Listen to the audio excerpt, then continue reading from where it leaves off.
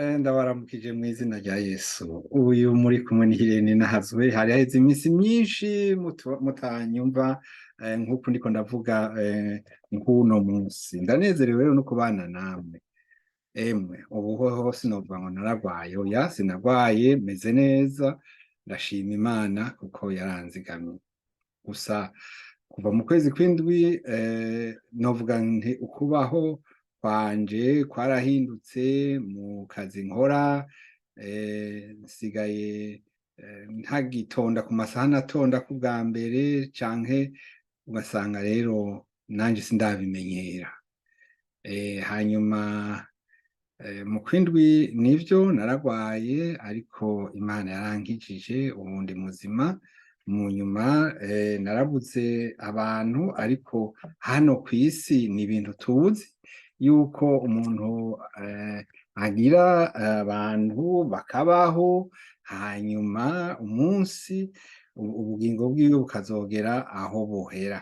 Rero hariho ngira ngo haheze amezi abiri tubivuganye ko mushikanje yitavye Imana, ni mu nyuma hariho umutama wacu nawe nyene yitavye Imana.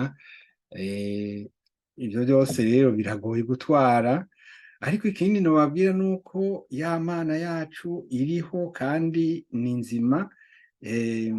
Dufitaniye ico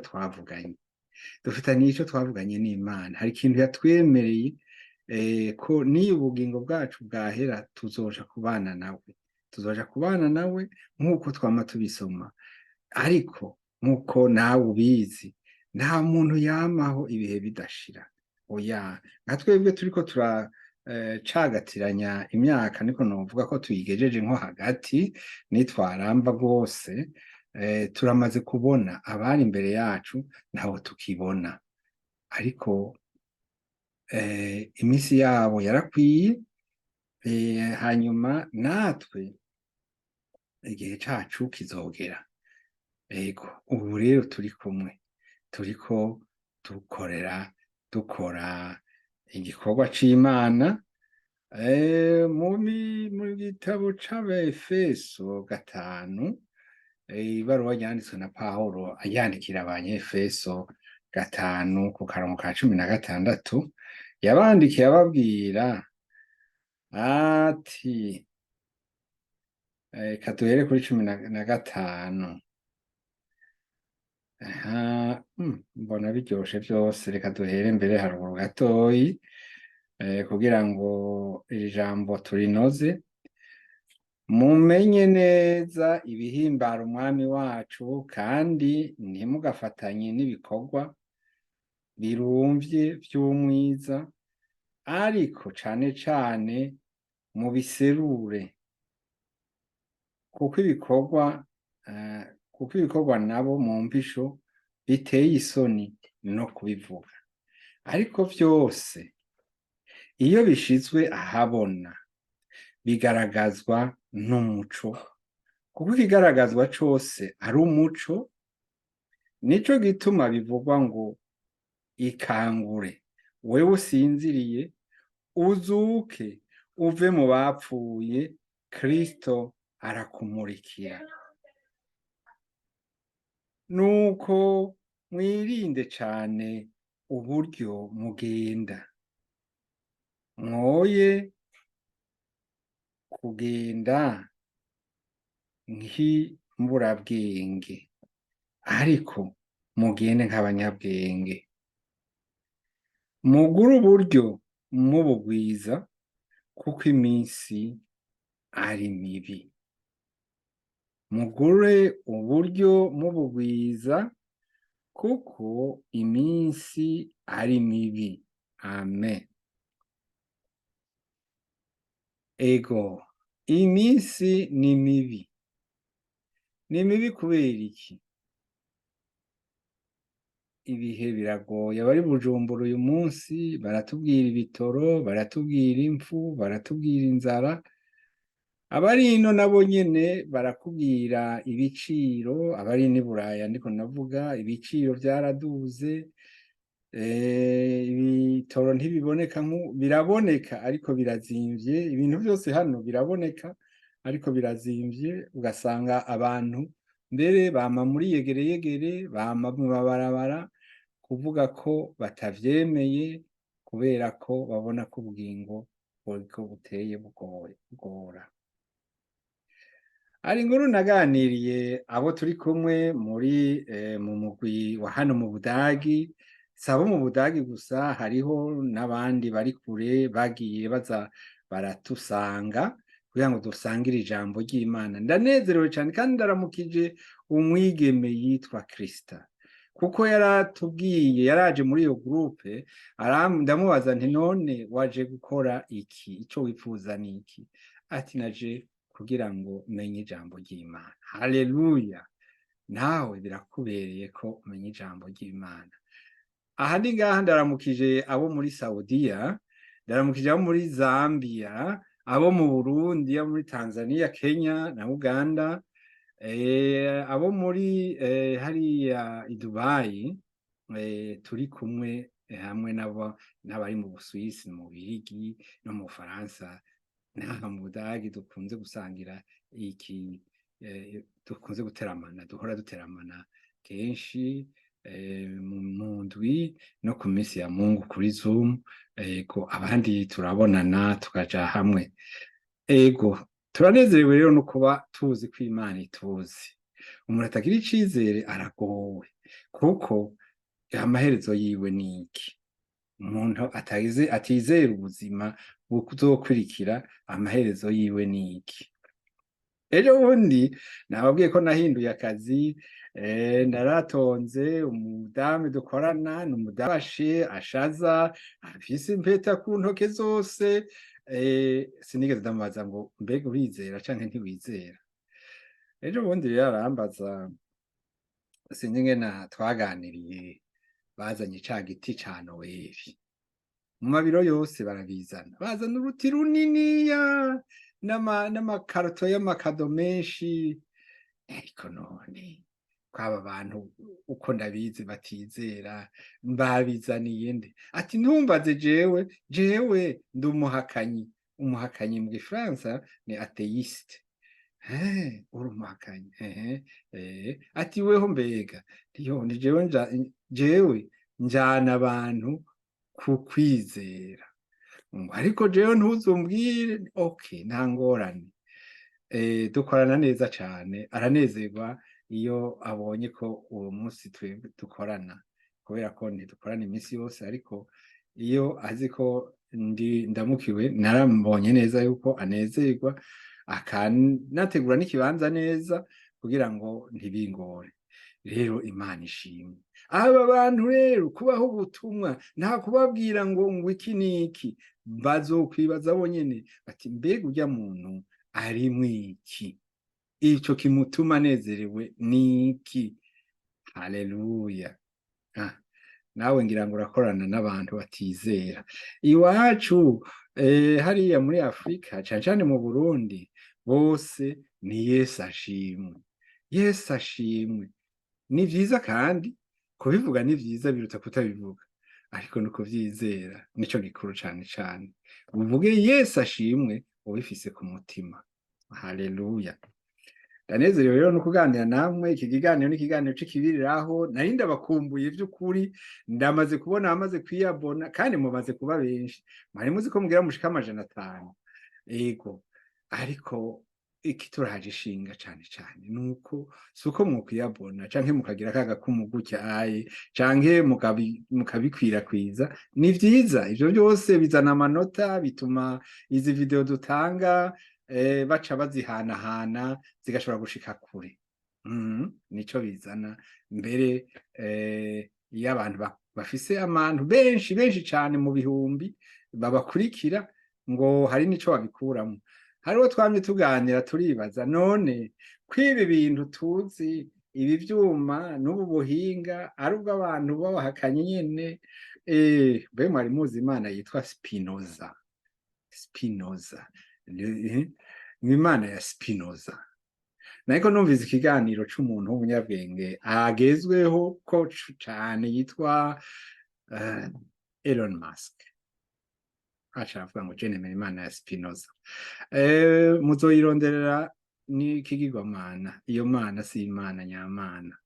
Ego rero uwo twariko turaganira tuti none aya mafaranga ava hehe ku vy'ukuri kobo bayaha? Vyagaragaye yuko ayo mafaranga abayatanga ntibagira ukwizera, barafise ivyo bizera ariko bitari Yesu Kristo. Bisigura yuko igihe kanaka bashobora kuvuga bati bijanye n'ivyo twizera turabihagaritse, ariko ijambo ry'Imana ritambutse nta kibazo, turashima Uhoraho kubera ivyo.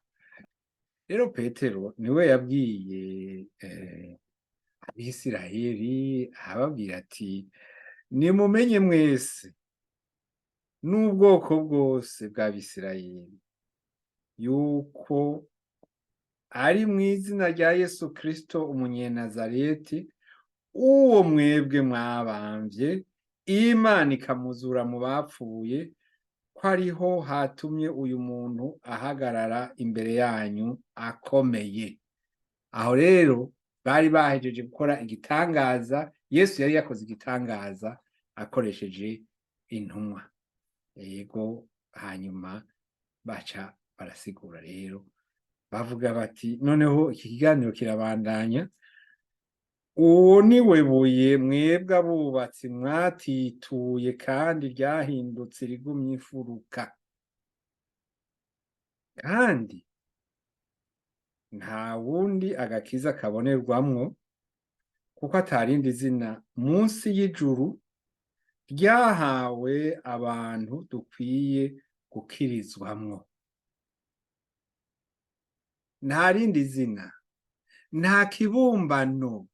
Nabonye uno munsi sinzi umuntu yashyize kuri statut mu bantu dufitanye bari kuri contact zanje, yashyize kuri statut abana baririmba neza ariko bariko baririmbira ikibumbano. Nta kibumbano kizoshikana umuntu mwijuru, ndabisubiyemwo. Oya, nta rindi zina munsi y'ijuru ryahawe abantu dukwiye gukirizwamwo. Kira noneho muri Timoteyo wa mbere, nibi ni Paulo yavyanditse navyo, Timoteyo wa mbere 2:5 hatubwira ngo kuko hari Imana imwe kandi hari umuhuza umwe w'Imana n'abantu, nawe nyene n'umuntu, ni Yesu Kristo, yitanze kw'incungu ya bose, kandi ivyo bishingirwa intahe mu bihe vyayo. Yesu Kristo yigize umuntu, afise ubumana muri we, yarababaye ubwacu, arabambwa, aricwa, arapfa, barabona ko apfuye, hanyuma baramuhamba. Umunsi ugira gatatu yarazutse, ni muzima, ni muzima. Yesu yarazutse, yamaze iminsi yiyereka intumwa ziwe, hanyuma aduga kwa Se mw'ijuru. Reka tubisome hariya mu vyakozwe n'intumwa, nibaza ko ni ku murongo igice ca mbere, umurongo reka turabe ku murongo w'indwi ico hatubwira arabishura. Reka bagize ikiganiro, Yesu yarakunda kuganira. Reka tusome uko iri jambo ryose turidogadoge, kuko nababwiye ntituriko turoga mw'ijambo ry'Imana. Yesu aduzwa mw'ijuru.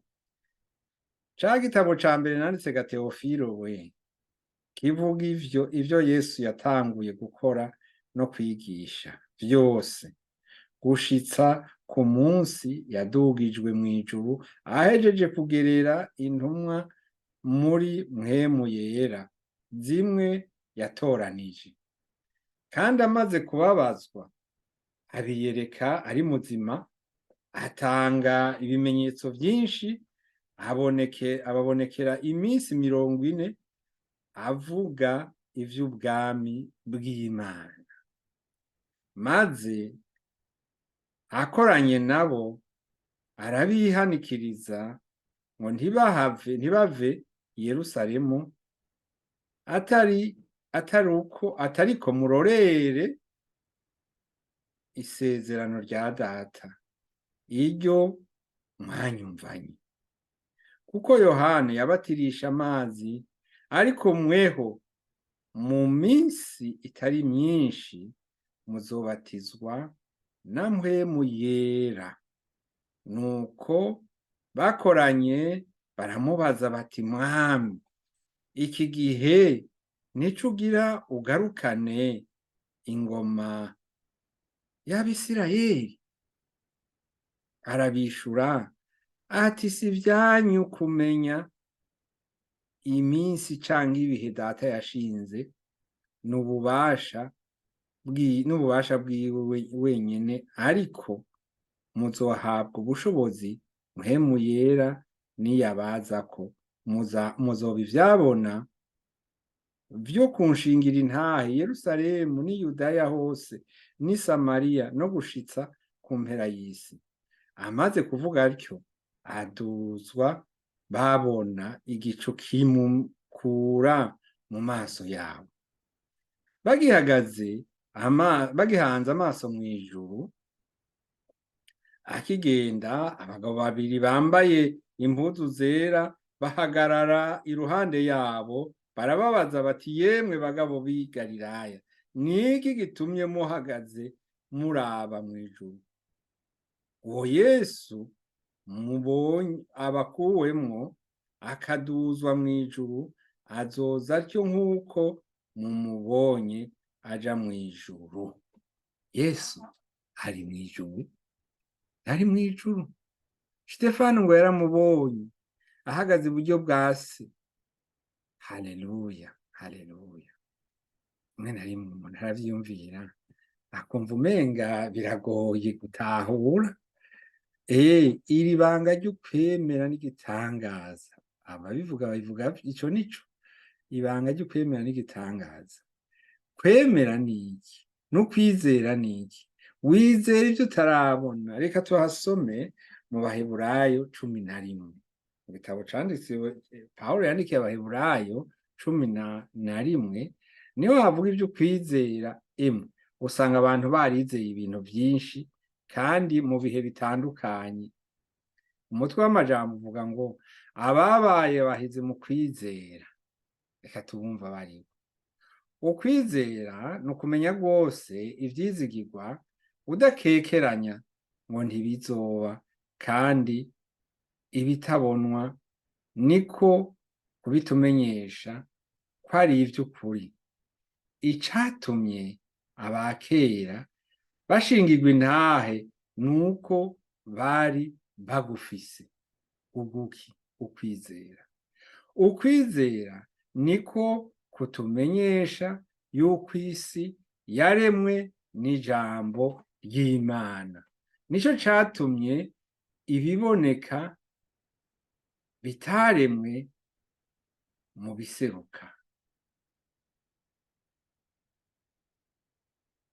Ukwizera niko kwatumye Abeli aho Imana ikimazi kiruta ica Kayini, niko kwamuhesheje gushingirwa intahe ko ari umugororotsi, hamwe Imana yashingira intahe amashikanwa yiwe yuko ari meza, kandi niko kwatumye nanone akivuga naho yapfuye. Ashobora kwiharura mukibaza imyaka iheze abera apfuye, n'ubu twaba tukimuvuga.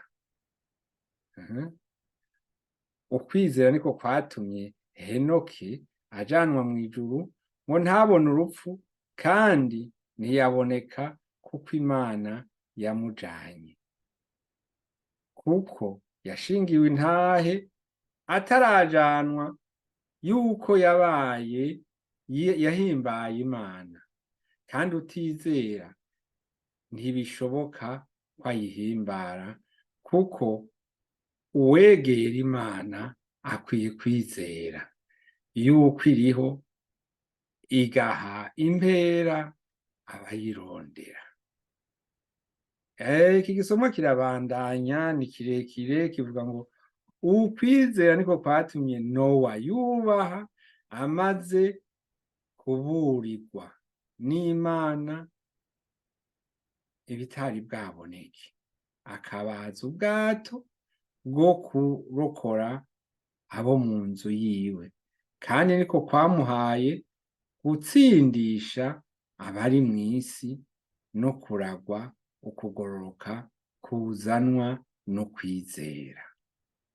Ukwizera niko kwatumye Aburahamu yumvira Imana imuhamagaye, akaja ahantu yari abikiwe kuragwa, nuko agenda atazi yaja. Aburahamu Imana yaramubwiye ati vaho ugende uje mu gihugu nzokurangira, nzokugabira. Arahaguruka aragenda, bari n'abakiri wabo. Abantu baramuravye bati ngo navuganye n'Imana, ngo yavuganye n'Imana nimubwiye. N'ubu hariho ngo Imana yambwiye. Ego hari abibwira, ariko hari na benshi babigize urucuruzi, bakibeshera, bakabeshera n'Imana ngo yambwiye, ngo yambwiye. Ukwizera niko kwatumye haba inyambukira mu gihugu yasezeraniwe nk'ikitari iciwe, akabana mu mahema na Isaka na Yakobo, abaraganywe nawe ivyo vyasezeranywe, kuko yari yararoreye ca gisagara cubatswe kw'itanguriro. Haleluya. Twobandanya twocoka. Ibi vyose ntaco vyaba bitumariye tutagira ukwizera, ntaco vyaba bitumariye tudakijijwe. Ngo abantu bose baracumuye, kandi ngo ntibabonye ubwiza bw'Imana. Niko ijambo riri mu Baroma, Pawulo yandikiye Abaroma 3 dusoma ko abantu bose ni abanyavyaha, bose bakoze ivyaha ntibashikira ubwiza bw'Imana. Abantu bose bakoze ivyaha ntibashikira ubwiza bw'Imana. Agakiza kaboneka muri Yesu Kristo gusa. Aha nyene muri iki gitabo c'Abaroma, tubandanije tugisoma tukagera ku gice ca 6 umurongo wa 23, tubona aho ako gakiza kava. Havuga ngo ni ku murongo wa 23, 23 niho hatubwira aya majambo ngo ingero y'icaha ni urupfu, ariko ingabire y'Imana ni ubugingo budashira bubonerwa muri Kristo Yesu umwami. Nshuti yanje, nshuti mugenzi, ndakubaza nti wowe warakiye Yesu nk'umwami n'umukiza wawe?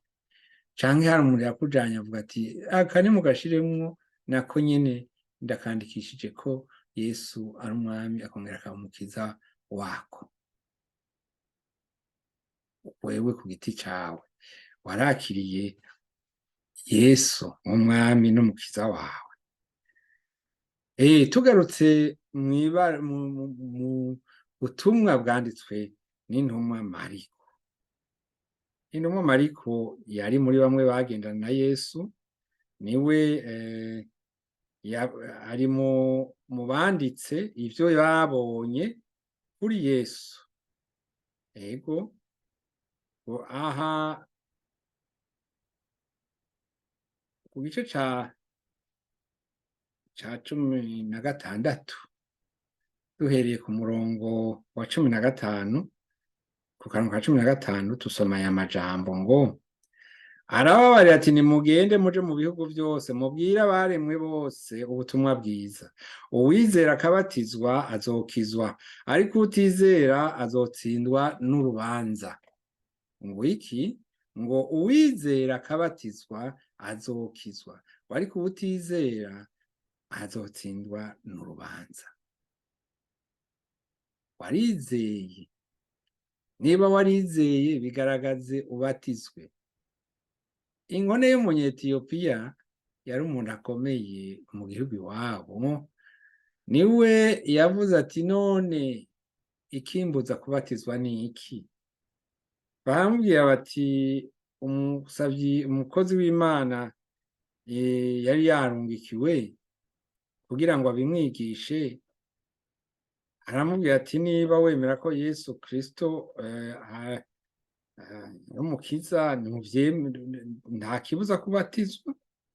Ehe ngaha yavuze muri aya majambo ngo bakigenda mu nzira bashika hari amazi, iyo nkone iramubaza iti ehe amazi ikimbuza kubatizwa ni iki? Filipo arayishura ati namba wizeye mu mutima wawe wose birashoboka. Nayo iti nizeye Yesu Kristo ko ari umwana w'Imana. Ngo nizeye Yesu Kristo ko ari umwana w'Imana. Nshuti mugenzi, nanipfuje kukuganiriza vyinshi, ariko ngo nohava asanga mvuze vyinshi, tuzobiganira tuzoheza tubashikiriza mu kindi kiganiro cikibiraho nk'iki kugira ngo bibafashe. Ariko imbere y'ukuheza hano, reka manze ngaruke ku vyanditswe mu Baroma 10, guhera mu Baroma 10, kugira ngo umwe wese amenye ingena ashobora gukizwa. Baroma 10 guhera ku karongo k'9 havuga ngo, reka duhere mbere harugu gatoyi.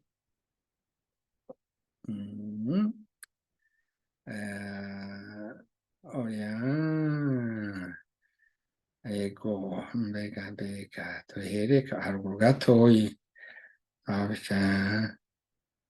Reka turaba umutwe w'amajambo uvuga ngo inzira yo kugororoka igenewe abantu bose, kandi iyo nkuru ni nziza. Inzira yo kugororoka igenewe abantu bose, si kuvukana imbuto, si kuvukana akaranga kanaka, oya, inzira yo kugororoka ngo igenewe abantu bose. Uno umutwe w'amajambo uwabisomye yanditse arongojwe na mpwemu, ariko ijambo ry'Imana nyamukuru nyaryo ry'ukuri niri. Mose yanditse atushishikara ukugororoka kuva ku vyagezwe niko kuzomubeshaho, ariko ukugororoka kuva ku kwizera kuvuga gutya ngo ntiwibaze uti ninde azoduga ngo aje mw'ijuru, risobanurwa ngo kumanukana na Kristo, canke uti ninde azomanuka ikuzimu, risobanurwa ngo kudugana na Kristo amukuye mu bapfuye. Ariko kwavuze gute? Kwavuze kuti ijambo riri hafi yawe, riri mu kanwa kawe no mu mutima wawe, niryo jambo ryo kwizera, iryo tubigisha. Kuko niwaturisha akanwa yuko Yesu ari umwami, ukizera mu mutima yuko Imana yamuzuye imukuye mu bapfuye, uzokizwa. kuko umutima ari wo umuntu yizeresha akaronka ukugororoka, kandi akanwa akaba ariko umuntu yaturisha akaronka agakiza. Nshuti yanje nashaka tuganire aya majambo kuko mbona ko ari inkoramutima. Hari ibindi vyinshi nanipfuje ko tuganira uyu munsi, ariko nzobigarukako mu yandi masaha. Uzoza uragaruka kuri uru rubuga, ubishoboye uza urashirako ka gakumu, cane cane ubishire mu mutima. Ibi vy'inkumu nababwira, urashobora gushirako inkumu, urashobora kuvuza agakengeri, urashobora kubihana bagenzi bawe, ni vyiza cane, ariko cane cane nawe ubishire ku mutima. Yesu Kristo nta furumire, nta kintu vya bintu vyo guharura bizogufasha kugira ngo ushobore kugaragaza yuko ari umwana w'Imana, ariko hariho mpwemu wiwe akorera muri wewe, agakora n'ibitangaza kugira ngo wemere. Iyo dusavye, hari ibintu twasenze turasaba Imana ngo bidutabare, bidufashemwo, tukabona irabikoze kugira ngo twemere. Hariho n'abantu bahora bagwara, bakagenda bagasengerwa, bakavugwa bagakira, ariko birya vyose ntibikiza umutima, bikiza umubiri. Ariko Imana ibikorera iki? Kugira ngo bemere. Hariho n'ababizanyemo amareba, bagaca bemera umuntu ati nakagukozeko naho nyene ucukira, ariko ni Yesu gusa. Twebwe turabakozi. Yesu rero abahezagire. Mwari kumwe na Pasteur Irene Ninahazwe, nasengewe mu ishengero rya misiyoni Igishiha, nsanzwe nkora ibikorwa by'ubutumwa imyaka myinshi imbere yaho. Rero nongeye kuramutsa misiyoni ya Gishiha, ego ndabatera intege no ku gikorwa bariko barakora. Bakora ibikorwa vyinshi, bafise bariko barubaka urushengero runiniya, bariko ndaravye, ariko kuko ubwa mbere nago uruherukane barusakaye ndi umwana amaze nk'imyaka 5, none ubu bariko bakaruniniya. Hanyuma barafise abamisiyoneri mu bindi bihugu. Hariho abamisiyoneri bava muri misiyoni Gishiha kuva mu myaka ya 60 bari baragiye muri za Muyinga, mu Burundi bwo mu buraruko, za Karusi, ariko ubu uye bageze muri Zambia, muri Zimbabwe, muri Kenya, hariho n'ahandi umenga barahambwiye.